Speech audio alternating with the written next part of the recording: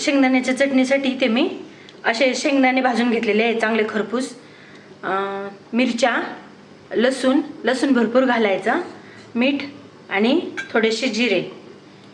आता ही चटणी वाटताना एकदम आपल्याला बारीक वाटायची नाही आहे, त्यासाठी मी काय इथे नाही मिरच्यांचे तुकडे करून घेते, कारण हे मिरच्या खूप लांब लांब आहेत, मग त्या मिक्सरमध्ये पात्यांमध्ये अडकतात त्या. ह्या मिरच्या कमी तिखट आहे, तर आपल्याला जर झणझणीत चटणी आवडत असेल तर मग तिखट मिरच्या घ्यायच्या.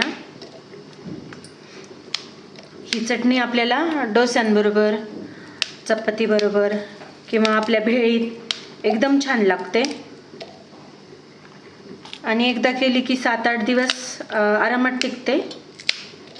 मिरच्यांचे असे तुकडे करून घेतलेले आहे. यातच मी लसूण घालते आणि मीठ घालते. अगदी थोडंसंच एकदम किंचित बारीक करणार आहे मी. हे अशा अर्धवट मिरच्या बारीक झाल्या की त्यातच शेंगदाणे घालायचे. शेंगदाणे पण जास्त बारीक नाही करायचे, अगदी असे थोडेसे जाड ठेवायचे. शेंगदाणे असे इतकेच बारीक करायचे, जास्त नाही बारीक करायचे. शेंगदाणे असे जाड ठेवायचे, म्हणजे आपली चटणी तळताना अशी चांगली क्रंची होते.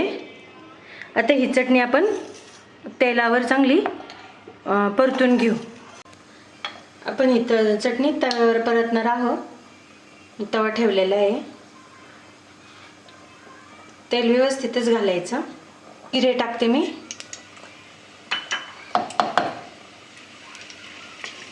जिरे चटणीत जर वाटले तर असे ते कच्चे लागतात दाताखाली, म्हणून हे असं तेल तापलं की जिरे चांगले तळले जातात, म्हणून तेलात जिरे घालायचे. जिरे चांगले तडतडलेले आहेत. तर मी चटणी घातली वाटलेली.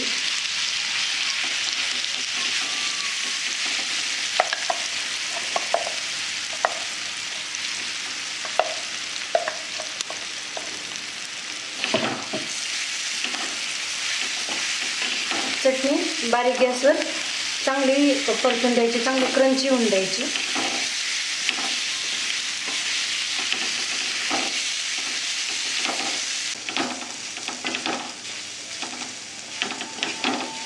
चटणी आता परतत आलेली आहे, पण अजून थोडीशी परतून घेऊ.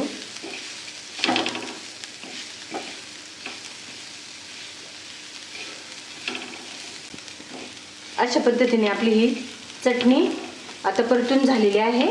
मी गॅस बंद करते. अशी सोप्या पद्धतीने आपली चटणी तयार झालेली आहे. तुम्ही नक्की करून बघा. व्हिडिओ आवडल्यास लाईक, शेअर आणि चॅनलला सबस्क्राईब करा.